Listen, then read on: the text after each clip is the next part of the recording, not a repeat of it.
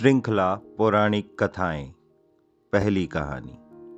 मैं हूं समय और मेरे साथ साथ चलती आई हैं बहुत सारी कहानियां जिनसे हमें मिलती थी सीख, नैतिकता। पर जैसे जैसे नैतिकता कम हो रही है, ये नैतिक कहानियां भी विलुप्त होती जा रही हैं। ये कहानी है घमंड की। मैं घमंड को बुरा नहीं मानता जब तक वो किसी दूसरे पर अपना असर ना दिखाए। घमंड इंसान की पहचान है, पर यह पहचान उसे खुद तक सीमित रखनी चाहिए। दूसरों पर इसका असर एक विवाद को पैदा करता है। ऐसा ही एक विवाद है इनका। ये है हवा और ये हैं हमारे सूर्यदेव। दोनों महाशक्तियों का आपस में आमना सामना और बहस होना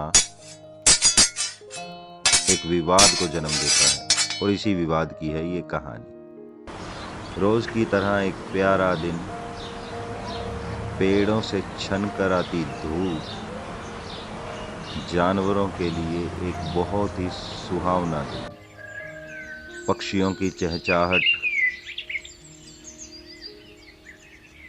तितलियों का फूलों पर खेलना और नदियों में पानी के बहने की आवाज। ओह, ये आ गई आफत। ये है आज की कहानी की शुरुआत। हवा।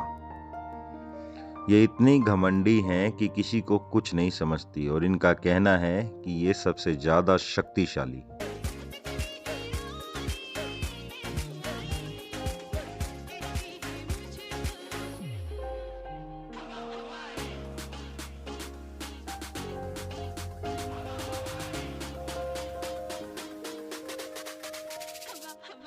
ये हैं सूर्यदेव। घमंड इनमें भी कम नहीं है, लेकिन फिर भी इस कहानी में इन्होंने हवा को समझाने की कोशिश की। जब हम आएंगे गर्मी थोड़ी बढ़ जाएगी।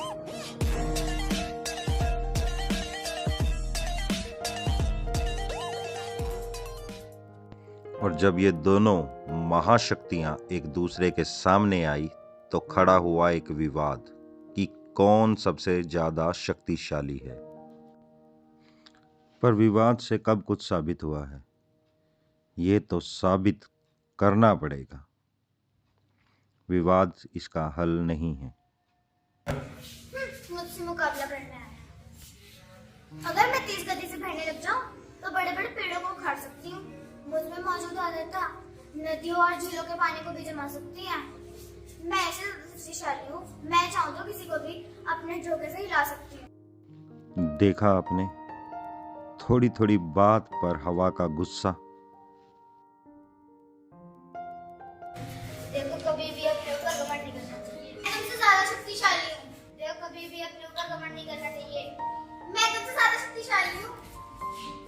मैं तुमसे ज्यादा शक्तिशाली हूँ। मैं तुमसे ज्यादा शक्तिशाली हूँ। मैं तुमसे ज्यादा शक्तिशाली हूँ।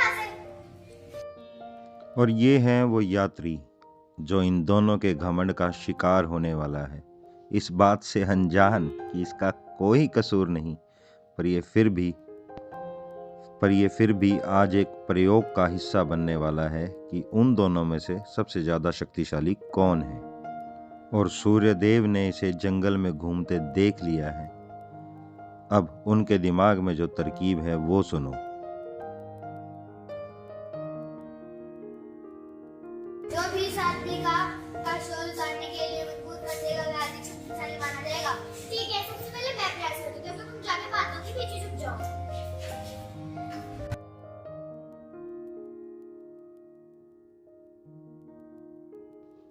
और हो गया हवा का तांडव शुरू।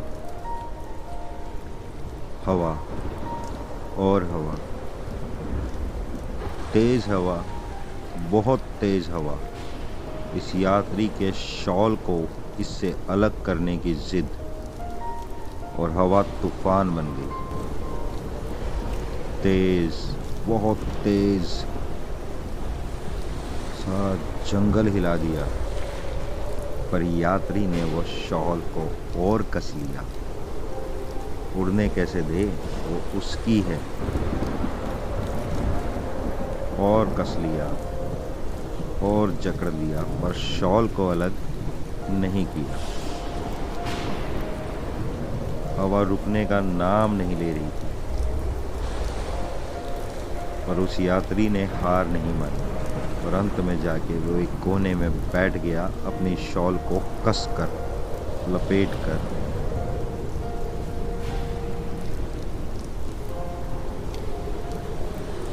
वो भी हैरान था इस तूफान को देखकर। ओ हवा हवा हवा, हवा की हवा निकल गई, और मुझे लगता नहीं वो कुछ कर पाई। अब बारी आई सूर्य देव की, अपने तेज, अपने प्रकाश, अपनी गर्मी से वो करने की जो हवा नहीं कर पाई। हाँ बिल्कुल, कोई कसर इन्होंने भी नहीं छोड़ी। पूरी सारी किरणों को भेजा,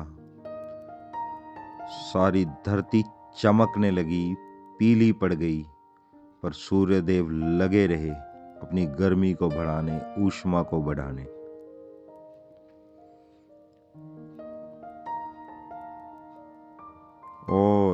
और गर्मी, और गर्मी। अब गर्मी लगने लगी है यात्री को।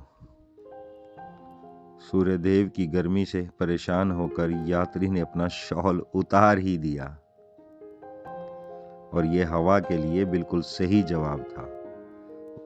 शॉल उतार कर यात्री ने तय करके रख लिया, और सूर्यदेव कामयाब हुए वो करने में जिसमें हवा विफल हुई थी।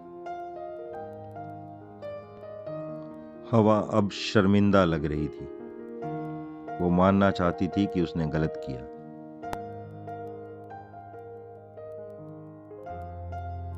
मैं हार मानती हूँ। पहले का था, घमंड अच्छा नहीं है, तो लो कोई बात। इस कहानी से शिक्षा मिलती है कि हमें कभी भी घमंड नहीं करना चाहिए। घमंड करने वालों की कभी जीत नहीं होती। तो बच्चों, कैसी लगी कहानी कमेंट बॉक्स में ज़रूर बताएं।